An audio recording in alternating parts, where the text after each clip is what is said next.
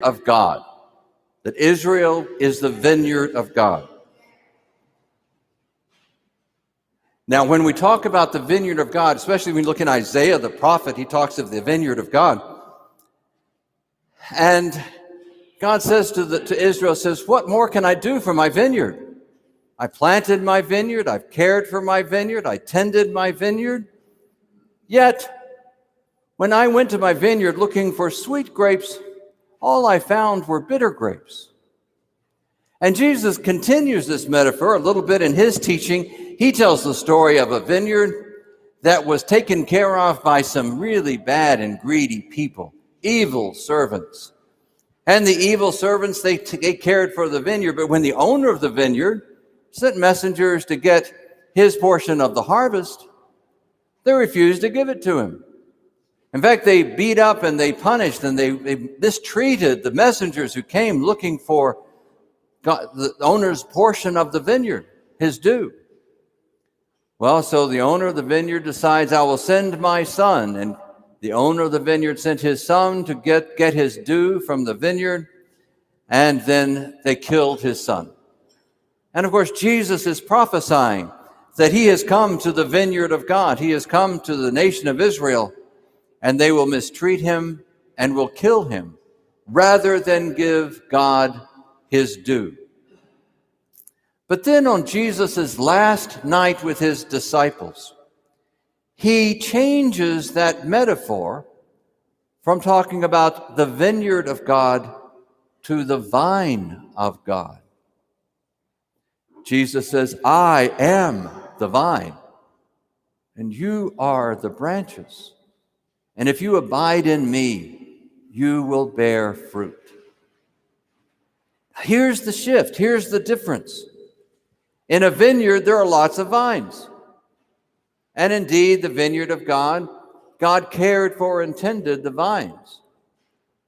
But when Christ becomes the vine, then we are all nourished by God himself.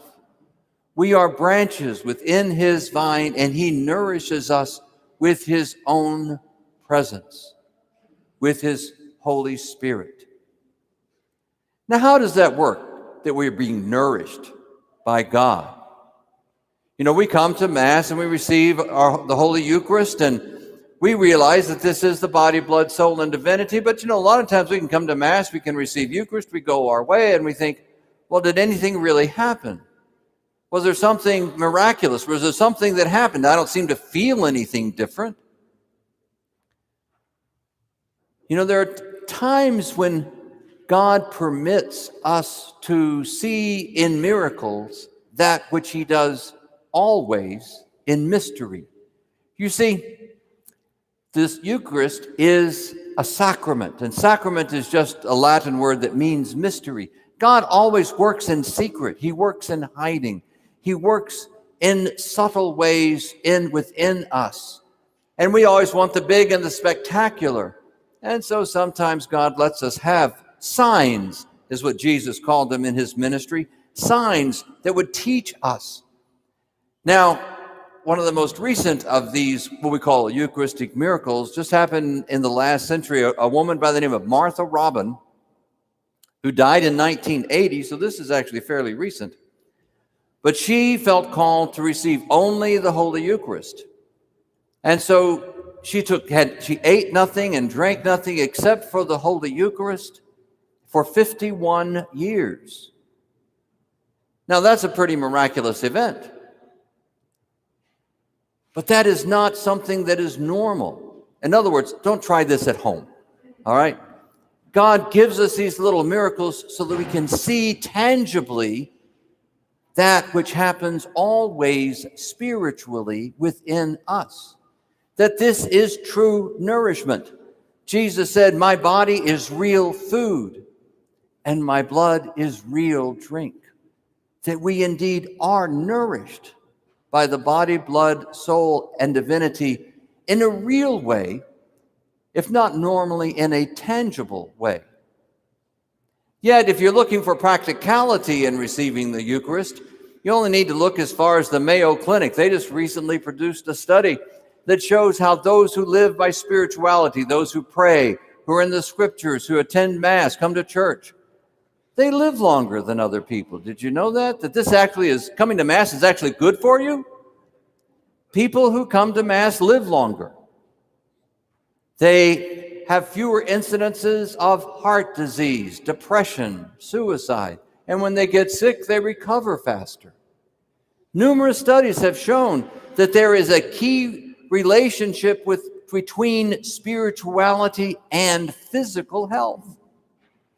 And that shouldn't surprise us, because within ourselves, we are, as we all know, spirit, soul, and body, and they're all interconnected.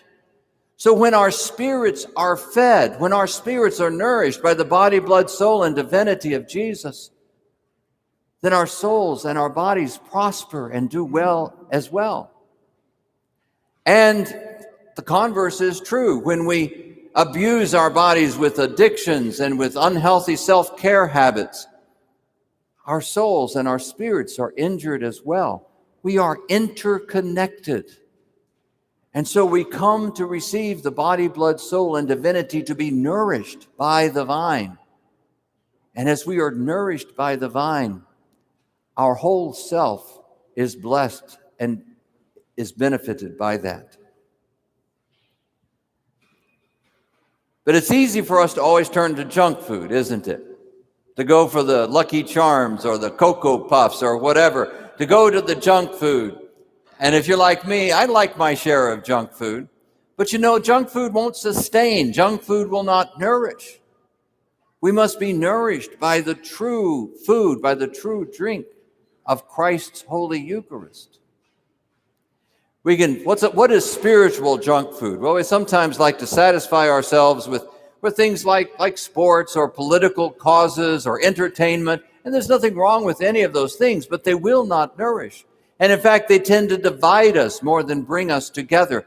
But when we are all living within the one vine, nourished by the one Christ, then we are always brought together in unity.